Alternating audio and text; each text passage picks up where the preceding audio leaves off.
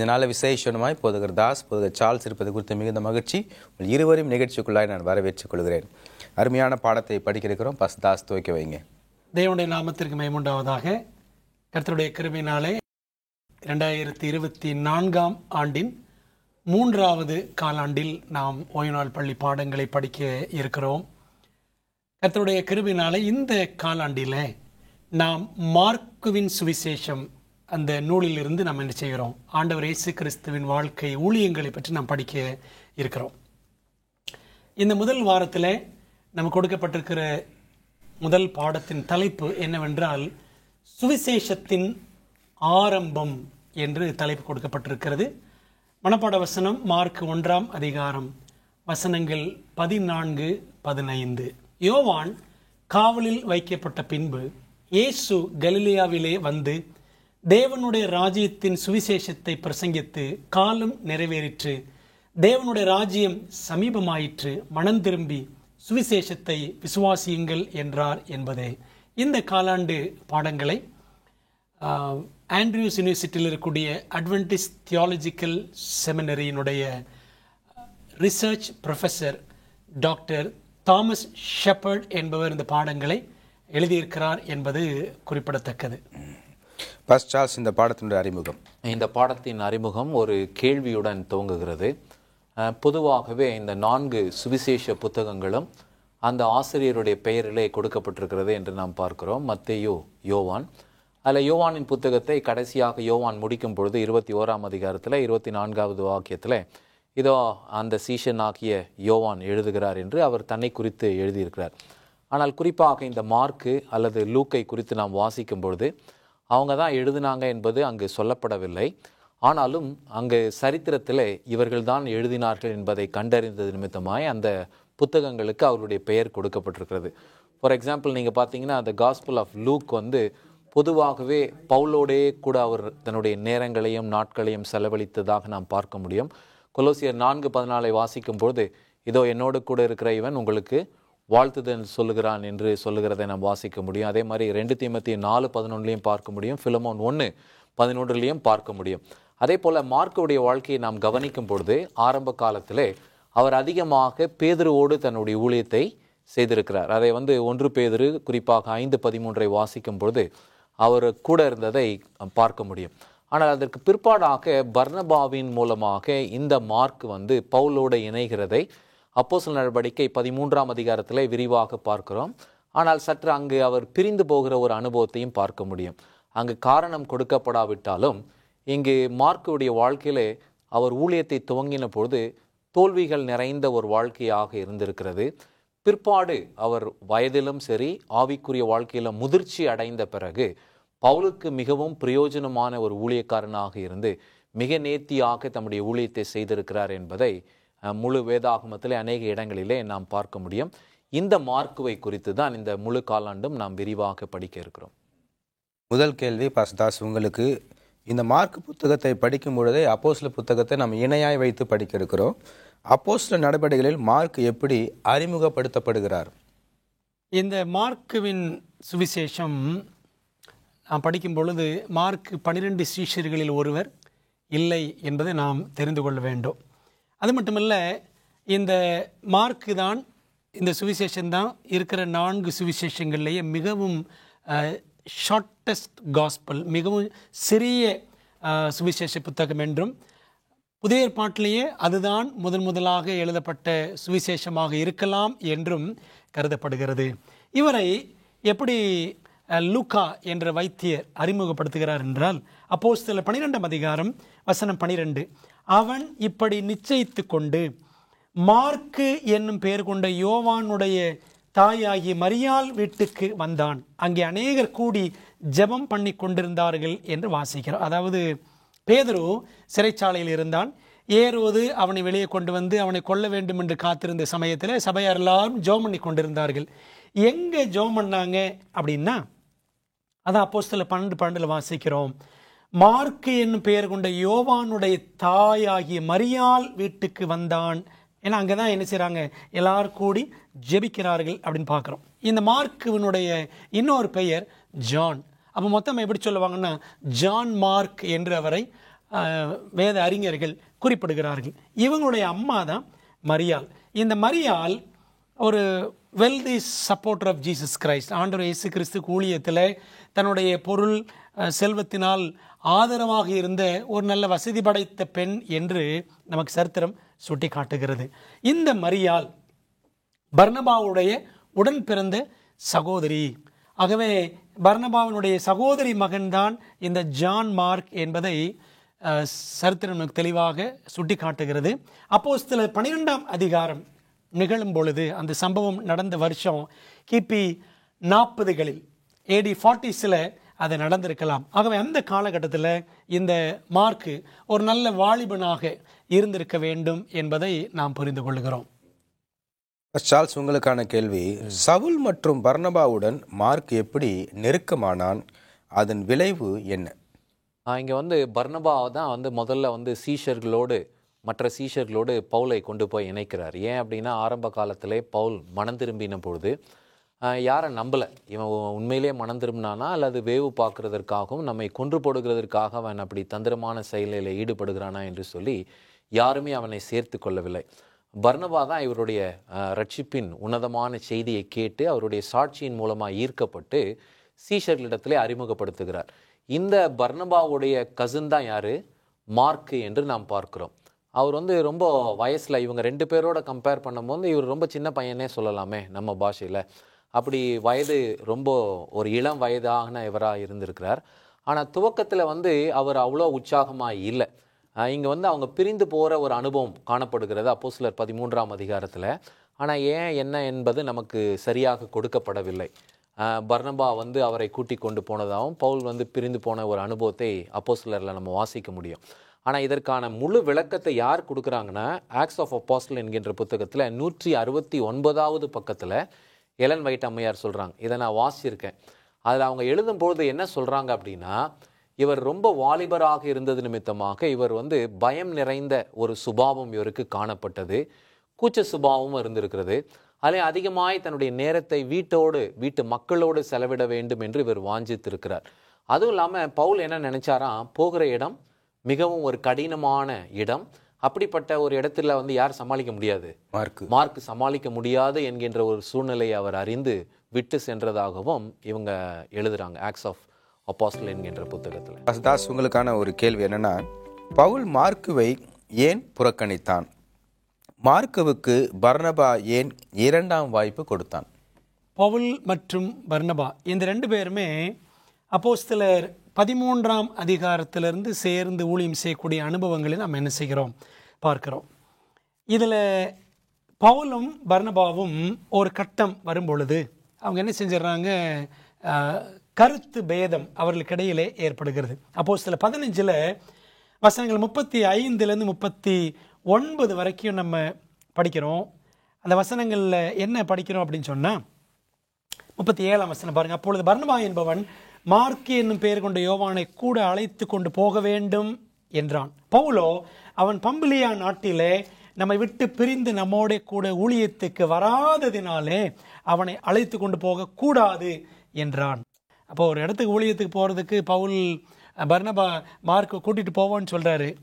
ஆனால் பவுல் வேண்டாம் என்று சொல்லுகிறார். அப்போஸ்தலர் 13ஆம் அதிகாரம் வசனம் 13 கடைசியில் படிக்கிறோம், யோவான் அவர்களை விட்டு பிரிந்து எருசலேமுக்கு திரும்பி போனான் என்று இந்த யோவான் மார்க்கை பற்றி நம்ம என்ன செய்கிறோம் வாசிக்கிறோம். அந்த காலத்தில் ஊழிய வாழ்க்கை என்பது மிகவும் கடினமான ஒரு வாழ்க்கை. பலவிதமான ஊழிய வாழ்க்கை உபத்திரவங்கள் நிறைந்த வாழ்க்கையாக இருந்தது. இப்பயும் அப்படித்தான். யார் உண்மையிலே நல்ல கடவுளுக்கு பயந்து ஊழியம் செய்கிறாங்களோ அவங்களுக்கு அலைச்சல், வீட்டில் இருக்க முடியாது, புது இடம், தண்ணீர், உடல் சுகவீனம், விமர்சனங்கள், எதிரிகள் நிமித்தம் வரக்கூடிய தாக்குதல், இதெல்லாம் நிறைய இன்னைக்கு இருக்க தான் செய்யுது. ஆனால் அந்த காலத்தில் அது அதிகமாகவே இருந்தது. பயணங்கள் கூட ரொம்ப கஷ்டம் அந்த காலத்தில். பாஸ்டர் பி விஜயசாஸ் ஒருத்தர் வீட்டு விசிட் பண்ணிக்கிறாரு. சர்ச்சை எப்படி போயிட்டு இருக்கு? பாஸ்டர் ஒரு பிரச்சனை இல்லை, அப்போ நான் சாத்தா இருக்கிறான்ப்பா, ஜோமனு நல்லா அப்படின்ட்டு போனாரா. உண்மைதான். ஆகவே ஊழியத்தின் பாதையில் நிறைய போராட்டங்கள், பிரச்சனைகள் இருக்கும். இதை பார்த்த யோவான் மார்க்கு அவருக்கு இது தாங்கிக் கொள்ள முடியவில்லை. ஏன்னா சின்ன வயசு, அனுபவம் இல்லை. அவர் என்ன பண்ணிடுறாரு, பயந்து போய் விடுகிறார். இது பவுலுக்கு பிடிக்கவில்லை. அதனால மார்க் கூட வர வேண்டாம் என்று சொல்கிறார். ஆனால் பர்னபா இல்லை அவரை கூட்டிட்டு போகணும் என்று அவர் அழைக்கிறார். ஏன் அப்படின்னா ஒரு காரணம் வேத அறிஞர்கள் சொல்றாங்க, தன்னுடைய சகோதரி மகன் என்பதனால பர்னபா எப்படியாகிலும் மார்க்கை கூட்டு போகணும்னு நினைச்சாரு. அது ஒரு ஃபேவரட்டிசம், பாரபட்சம் என்பது போல சிலர் சொல்லுகிறார்கள். ஆனால் இந்த சம்பவத்தில் என்ன பார்க்கணும்? அப்போஸ்தலர் 15 கடைசி 4-5 வசனங்கள்ல இந்த வாக்குவாதம், கருத்து பேதத்து நிமித்தம் பவுலும் பர்னபாவும் பிரிந்து விடுகிறார்கள். பவுல் சீலாவை கூட்டிட்டு பிலிப்பி பட்டணம் போயிறாரு. இந்த பர்னபா மார்க்கை கூட்டிக் கொண்டு அவன் சீப்பூர் தீவு சொந்த ஊருக்கு போயிட்டான். அதுதான் பர்னபாவை பற்றி கடைசியாக சொல்லப்படுகிற வேத பகுதி அப்போஸ்தலர் 15. ஆனால் மார்க்கு பற்றி அது கடைசி அல்ல, பிற்பாடும் அவரை குறித்து பேசப்படுகிறது என்று நாம் பார்க்கிறோம். தொடர்ந்து பேசுவோம். பாஸ்டர் சார்ல்ஸ், உங்களுக்கான கேள்வி, மார்க்குவின் வாழ்வில் ஏற்பட்ட மாற்றம் என்ன? உங்களுடைய கருத்து என்ன? வேதம் என்ன சொல்லுகிறது? இந்த டைம் பீரியடை நம்ம பார்க்கும்பொழுது ஏறக்குறைய 15 வருடம் அல்லது 20 வருடம் என்று பார்க்கிறோம். துவக்கத்தில் அவர் சோம்பலாக இருந்தது அல்லது ஒரு விதமான மிதப்பமாக இருந்த ஒரு காலம் என்று எப்போ பார்க்குறோம் அப்படின்னா கிறிஸ்துவுக்கு பின்னாடி 46 என்று பார்க்கிறோம். ஆனால் இப்போது ஒரு டோட்டல் டிரான்ஸ்ஃபர்மேஷன், முழுமையாக ஒரு மாற்றம், ஊழியத்திலே ஒரு உந்துதல், வைராக்கியம், இதெல்லாம் எப்போ பார்க்குறோம் அப்படின்னா 60 கிறிஸ்துவுக்கு பின் கிபி 60 நம்ம பார்க்குறோம். இதை பவுலே சாட்சியாக கொடுக்குறார். பர்னபாவே சாட்சி கொடுத்திருந்தார்னா தன்னுடைய கசினை பற்றி இவரே புகழ்ந்தார்னு சொல்லலாம். ஆனால் இவரை வேண்டாம் என்று புறக்கணித்த பவுல் பிற்பாடு இவன் எனக்கு மிகவும் ஊழியத்திலே பிரயோஜனமானவன், இதோ இப்பொழுது அவனை உன்னோட கூட்டி கொண்டு வான்னு சொல்லி தீமோத்தேயுக்கு எழுதுறார். அதை எழுதும் பொழுது 2 தீமோத்தேயு 4:11 சொல்றாரு. பிலமோன் 24ஆம் வசனத்தை வாசிக்கும் பொழுது ஒரே அதிகாரம் தான், அதுலேயும் இவரை குறித்து சாட்சி கொடுக்கிறார். அப்படின்னா இவன் எவ்வளோ அளவுக்கு பவுலோட இணைஞ்சிருக்கணும். பவுல் கடினமான பகுதிகளிலே போக பிரயாசம் எடுக்கக்கூடியவர். பிற்பாடு இவருடைய மனதை பக்குவப்படுத்தி உபத்திரவங்களை சந்திக்கவும் வரும் பாடுகளை சந்திக்கிறதற்கு யார் ஆயத்தமாயிட்டா? மார்க் ஆயத்தமாகிவிட்டார் என்று பார்க்கிறோம். ஆனால் அதிகமாக இவர் யார் கூடயும் இருந்திருக்கிறாரு, பேதுருவோடையும் இருந்திருக்கிறார். அதை 1 பேதுரு 5:13 நாம் பார்க்கிறோம். இப்படியாக இவருடைய வாழ்க்கையில ஒரு பலத்த மாற்றம் சம்பவித்திருக்கிறது. பவுல் தன்னுடைய ஊழியத்தை முடிக்கும் காலத்தில் ரொம்ப சந்தோஷமா தைரியமா இந்த மார்க்கை குறித்து எல்லாருக்கும் சாட்சி சொல்றாரு, மிகவும் பிரயோஜனமானவன் என்று சொல்லுகிறார். நம்ம பாடத்துக்குள்ள நாம் போறோம். மார்க் 1:8 கூறப்பட்டுள்ள கதாபாத்திரங்கள் யார் யார்? அவர்கள் பேசியது செய்தது என்ன? இந்த 4 சுவிசேஷங்களையும் முதலாவது நாம் பார்க்க வேண்டும். மத்தேயுவில் ஆண்டவர் இயேசு கிறிஸ்து ராஜா என்று வர்ணிக்கப்படுகிறார். மார்க் சுவிசேஷத்தில் ஆண்டவர் இயேசு கிறிஸ்து ஒரு சர்வன்ட் அல்லது ஸ்லேவ், ஒரு ஊழியக்காரனாக அல்லது வேலைக்காரனாக, அடிமையாக அவர் வர்ணிக்கப்பட்டிருக்கார். லூக்காவிலே மனுஷகுமாரனாக, யோவானிலே தேவகுமாரனாக அவர் வர்ணிக்கப்பட்டிருக்கிறார். இந்த மார்க் 1ஆம் அதிகாரம் படிச்சீங்கன்னா முதல் வசனத்தில் தேவனுடைய குமாரனாய் இயேசு கிறிஸ்துவனுடைய சுவிசேஷத்தின் ஆரம்பம் என்று முதல் வசனத்தில் இயேசு கிறிஸ்துவை பற்றி படிக்கிறோம். 2ஆம் வசனத்தில் இதோ நான் என் தூதனை உமக்கு முன்பாக அனுப்புகிறேன், அவன் உமக்கு முன்னே போய் உமக்கு வழியை ஆயத்தம் பண்ணுவான் என்று பிதா பேசுவது போல் சொல்லப்பட்டிருக்கிறது. 3-4ஆம் வசனத்தில் யோவான் ஸ்நானன், அந்த வழியை ஆயத்தம் பண்ணுகிறவன் யார்? அந்த யோவான் ஸ்நானனை குறித்து 3-4ஆம் வசனங்களிலே வாசிக்கிறோம். இந்த முதல் 8 வசனங்களில், மார்க் 1ஆம் அதிகாரம் முதல் 8 வசனங்களில் ஆண்டவர் இயேசு கிறிஸ்து எப்படி ஞானஸ்நானத்திற்கு ஆயத்தமாகிறார் என்பதோடு தான் இந்த புத்தகம் ஆரம்பிக்கிறது. அதாவது இந்த மார்க் சுவிசேஷம் புறஜாதிகள், குறிப்பாக ரோமர்களுக்கென்று எழுதப்பட்ட ஒரு சுவிசேஷ புத்தகம். ரோமர்கள் அந்த உபதேசம், டாக்டரின்ஸ் இதெல்லாம் படிக்கிறது அவங்களுக்கு ஆர்வம் கிடையாது. Power, they are interested in action, அதாவது செயல்பாடு, தீவிரம், இதில் உற்சாகம் காட்டுகிறவர்கள் தான் ரோமர்கள். ஆகவே இந்த மார்க் சுவிசேஷம் ஆரம்பமே எப்படி தான் ஆரம்பிக்குதுன்னா, ஆண்டவர் இயேசு கிறிஸ்து ஞானஸ்நானம் பெற்று ஊழியத்தில் செயல்பட்டார் என்பதை சொல்வதற்காக அங்கே பிதா பேசுகிறதையும், யோவான் ஸ்நானன் ஊழியம் ஞானஸ்நானம் கொடுத்து இயேசுவை ஊழியத்திற்குள்ளாக அனுப்புகிறதையும் சொல்லி இந்த புத்தகம் ஆரம்பிக்கிறது. So it starts a journey. Mark சுவிசேஷம் ஒரு பயணத்தை, ஆண்டவர் இயேசு கிறிஸ்துவின் ஊழிய பயணத்தை ஆரம்பித்து வைக்கிறது. நீங்கள் மார்க்கில் பார்த்தீங்கன்னா இயேசு கிறிஸ்து அவங்களுக்கு பிறந்தார், இவங்களுக்கு பிறந்தார், வம்ச வரலாறு எதுவுமே இருக்காது. ஏன் அப்படின்னா ஒரு அடிமையை பற்றி ஒரு ஊழியக்காரனாக, வேலைக்காரனாக இயேசு கிறிஸ்து செயல்பட்டார். ஸோ ஒரு வேலைக்காரனுக்கு நிறைய பின்னணி எல்லாம், வரலாறு எல்லாம் சொல்ல வேண்டிய, வம்ச வரலாறு சொல்ல வேண்டிய அவசியம் இல்லை. அதனால தான் டைரக்டா அவர் ஞானமுழுக்கு பெற்று ஊழியத்தை செய்வதாக இந்த புத்தகம் ஆரம்பிக்கிறது. இந்த பாடத்துல 3 பழைய ஏற்பாட்டு புத்தகங்கள் மேற்கொள்ளப்பட்டிருக்கிறது. யாத்ராகம் 23:20, ஏசாயா 40:3, மல்கியா 3:1. இம்மூன்று வசனங்களில் உள்ள பொதுவான காரியம் என்ன? பொதுவான கருத்து என்ன அப்படின்னா, நான் என்னுடைய தூதனை அனுப்புகிறேன், அவன் வழியை ஆயத்தம் பண்ணுவான் அப்படின்னு ஆண்டவர் தம்முடைய ரட்சிப்பின் பணியை மனுபுத்திரர்களாகிய நம் மத்தியிலே செய்கிறார். அந்த ரட்சிப்பின் பணியை நிறைவேற்றுகிறவர் அவருடைய குமாரர் என்று பார்க்கிறோம். இந்த வாக்கியங்கள் அனைத்திலும் பிதாவாகிய தேவன் பேசுகிறது போலவும் அவருடைய குமாரருடைய மேன்மையான ஊழியம் எப்படி நிறைவேறும் என்பதை காண்பிக்கிறார். அதில் முதல் வாக்கியத்தை நாம் கவனிப்போமே. யாத்திரையாகும் 23:20 நாம் கவனிக்கும் பொழுது இந்த வார்த்தையை ஆண்டவர் மோசே கிட்ட சொல்றார். இது யாரை குறித்து என்று சொல்லி தியாலஜியன்ஸ் விவாதிக்கும் பொழுது இங்கு கிறிஸ்து என்று நேரடியாக கொடுக்கப்படவில்லை. ஒரு தூதன் என்று சொல்லும் பொழுது படைக்கப்பட்ட தூதன் அல்ல, பிதாவால் அனுப்பப்பட்ட ஒரு செய்தியாளர் என்று நாம் பார்க்கிறோம். அவர் இங்கு வருகிறார். இவர்கிட்ட நீங்கள் ரொம்ப கேர்ஃபுல்லாக இருக்கணும். ஏன் அப்படின்னா அவருடைய நாமம் அவருடைய உள்ளத்தில் இருக்கிறது. உங்களுடைய தவறுகளை அவர் என்ன பண்ண மாட்டார், பொறுத்து கொள்ள மாட்டார். அப்படின்னா அவர் சுத்திகரிக்கிறவராகவும் உங்களை சுத்திகரிக்கிறவராகவும் உங்களுக்குள்ளாக கிரியை செய்வார் என்பதை காண்பிக்கிறார். பிற்பாடு ஏசாயா 40:3 நாம் வாசிக்கும் பொழுது இந்த வாக்கியம் யாருக்கு பொருந்தும் அப்படின்னா, வனாந்திரத்திலே கூப்பிடுகளுடைய சத்தம், யோவான் ஸ்நானகன் மனம் திரும்புதலுக்கு ஏதுவான ஒரு சுவிசேஷத்தை பிரசங்கித்து அதற்கு சாட்சியாய் வாழ்ந்து கிறிஸ்துவுக்கு வழியை ஆயத்தம் பண்ணினவன் என்று நாம் இங்கே பார்க்கிறோம். ஆனால் அவரை மறுபடியும் மேற்கோள் காமிக்கிறாங்க. எங்க மல்கியாவின் புத்தகம் 3ஆம் அதிகாரம், நான் ஒரு தூதனை அனுப்புகிறேன், இதோ நீங்கள் விரும்புகிற ஆண்டவரும் கர்த்தரும் உங்கள் மத்தியிலே வருவார், அவர் தம்முடைய ஆலயத்திற்கு தீவிரமாய் வருவார். இப்போ இந்த யோவான் ஸ்நானகன் தான் கிறிஸ்து தம்முடைய வல்லமையான ஊழியத்தை இந்த பூமியிலே பிரவேசித்து செய்கிறதற்கு ஏதுவாக வழியை ஆயத்தம் பண்ணின இங்கு சொல்லப்பட்ட எலியாவும் யார் தான், இவர் தான். ஏன் அப்படின்னா எலியாவின் ஆவியோடு அவன் செயல்பட்டது நிமித்தமாய் வருவான் என்று கேள்விப்பட்ட அந்த எலியா இவன் தான் என்று கிறிஸ்துவம் பிற்பாடு சாட்சி கொடுக்கிறதை நாம் அறிந்து கொள்ளுகிறோம். உங்களுக்கான ஒரு கேள்வி, இயேசுவின் ஞானஸ்தானத்தின் பொழுது உடன் இருந்தது யார்? அங்கு நடந்தது என்ன?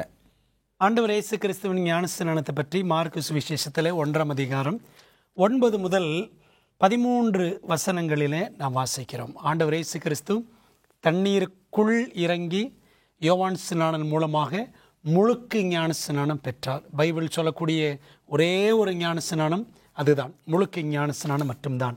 அப்படி ஆண்டவர் இயேசு கிறிஸ்து ஞானஸ்நானம் எடுக்கும் பொழுது நம்ம இந்த இடத்துல தேவத்துவத்தை பார்க்கிறோம். பிதா, குமாரன், பரிசுத்தாவி மூவருமே அங்கே பிரசன்னமாக இருக்கிறதை பார்க்கிறோம். 2ஆம் நபராய குமாரன் அங்கே ஞானஸ்நானம் எடுக்கிறார்.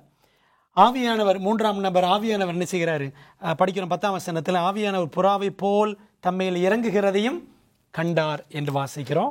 வசனம் 11 அன்றியும் நீர் என்னுடைய நேசகுமாரன், உம்மில் பிரியமாயிருக்கிறேன் என்று வானத்திலிருந்து ஒரு சத்தம் உண்டாயிற்று. பிதாவானவர் அந்த சத்தத்தை எழுப்புவதாக, தம்முடைய நேசகுமாரனை குறித்து அவர் சாட்சி கொடுப்பதாக நாம் இங்கே வாசிக்கிறோம். ஆகவே அந்த யோர்தான் நதிக்கரையில் தேவத்துவம் வெளிப்பட்டது.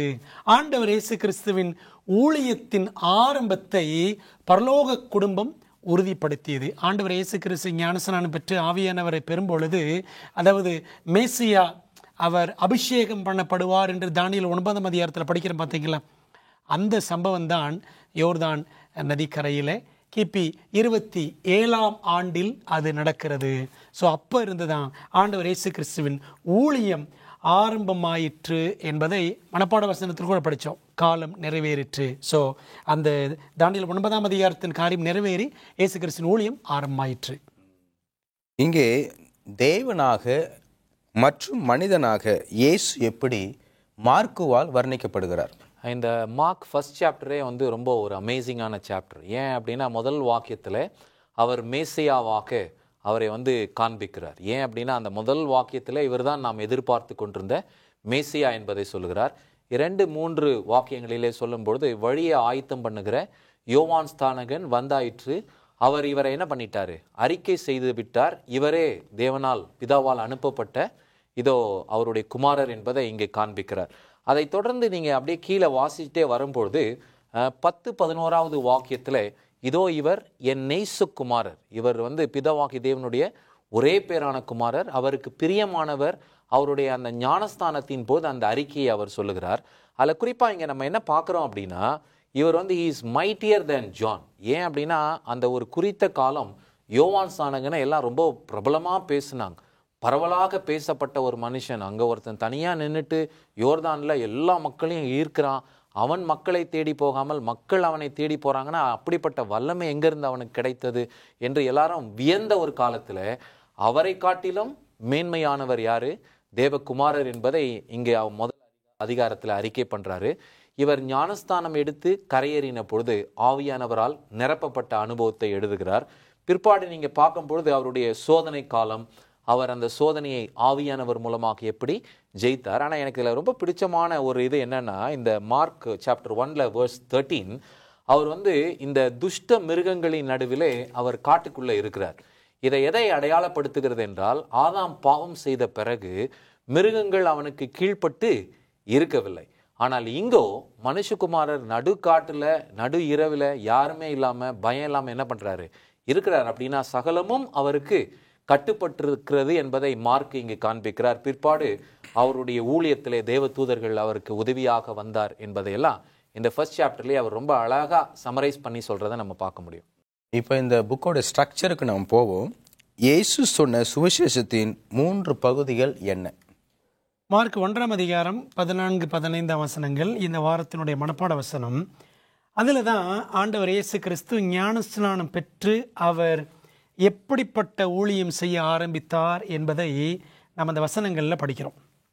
அதில் பாருங்கள், 15ஆம் வசனம், காலம் நிறைவேறிற்று. இப்போ ஏதோ ஒரு கால கணக்கை அங்கே ஆண்டவர் இயேசு கிறிஸ்து சுட்டி காட்டுகிறார். அந்த கால கணக்கு நிறைவேறிவிட்டது, என்னுடைய ஊழியம், மேசியாவின் ஊழியம் ஆரம்பிக்கிறது என்று அங்கே முதலாவது தெரியப்படுத்துகிறார். ரெண்டாவது பார்த்தீங்க அப்படின்னா, உடன்படிக்கையின் வாக்குத்தத்தம். உடன்படிக்கையின் வாக்குத்தத்தம் என்ன? பிதாவானவர் தம்முடைய பிள்ளைகளுக்கு ராஜ்யத்தை கொடுக்க ஆயத்தமாக இருக்கிறார். பாருங்களேன், அதான் 15ஆம் வசனத்தில் படிக்கிறோம், தேவனுடைய ராஜ்யம் சமீபமாயிற்று அப்படின்னு பார்க்குறோம். மூணாவது கால் டு டிசைபிள்ஷிப், சீஷத்துவத்திற்கான அழைப்பு. இதை எல்லாருக்கும் கொடுக்கணும், நம்ம எல்லாரும் கொடுக்கணும். ஆண்டவர் இயேசு கிறிஸ்து அதை ஆரம்பித்து வைக்கிறார். இப்போ நான் செஞ்சதை நீங்கள் போய் எல்லாருக்கும் செய்யுங்க என்று அந்த சீஷத்துவத்துக்கான அழைப்பு, அநேகரை சீஷராக்குவதற்கான அந்த ஊழியத்தை இயேசுவை செய்ய ஆரம்பித்தார். அதனால தான் அவர் சொன்னார், மனம் திரும்பி சுவிசேஷத்தை விசுவாசியுங்கள். ஆகவே ஆண்டவர் இயேசு கிறிஸ்து அவர் சொல்ல ஆரம்பித்த செய்தியில் இந்த 3 காரியங்களும், காலம் நிறைவேறுதல், தேவனுடைய ராஜ்யம் அருகில் இருக்கிறது மற்றும் மனம் திரும்பி சுவிசேஷத்தை விசுவாசிக்க வேண்டும் என்ற 3 முக்கிய அம்சங்களை ஆண்டவர் இயேசு கிறிஸ்து நம்முடைய பிரசங்கத்தில் முக்கியப்படுத்தினார் என்று மார்க் 1:15 படிக்கிறோம். பாஸ்டர், பாடத்தை நிறைவு செய்கிற உங்களோட கருத்துக்கள். இதில் கடைசியாக தானியேல் 9ஆம் அதிகாரம் நமக்கு மேற்கோள் காண்பிக்கப்பட்டிருக்கிறது. இஸ்ரவேல் ஜனங்களுக்கு குறிக்கப்பட்ட காலம் 70 வாரம். அதில் ரொம்ப முக்கியமாக லாஸ்ட் 1 வீக் தான். அதனுடைய துவக்கம் அர்த்த சாஸ்திரா கட்டளை கொடுத்து அனுப்புகிறார். அதாவது 457 BC என்று பார்க்கிறோம்.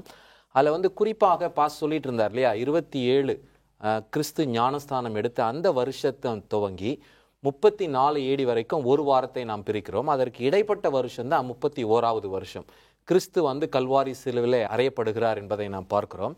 இதை எப்படி நாம் கணக்கெடுக்கிறோம் என்றால், இயர் டே பிரின்சிபல் என்னாகுமோ 14:34 இன்னும் எசேக்கியல் 4:6 நம்ம இந்த இதை பார்க்க முடியும். இந்த அனுபவத்தில் நமக்கு ஆண்டவர் என்ன கற்றுக் கொடுக்கிறார்னா, ஆண்டவர் துல்லியமாக சொன்ன ஒவ்வொரு காரியமும் நிறைவேறி இருக்கிறது. இதற்கு பிற்பாடு 34 ADக்கு அப்புறம் உலகம் எங்கும் இந்த சுவிசேஷம் போயிருக்கிறது. நாம் இன்றைக்கு இந்த ரட்சிப்புக்குள்ளாக அதன் மூலமாய் வந்திருக்கிறோம். நிகழ்ச்சியின் சார்பாக உங்கள் இருவருக்கும் நன்றியை தெரிவித்துக் கொள்கிறேன். பிரியமான தேவன் உங்கள் அனைவரையும் ஆசீர்வதிப்பாராக. ஆமென்.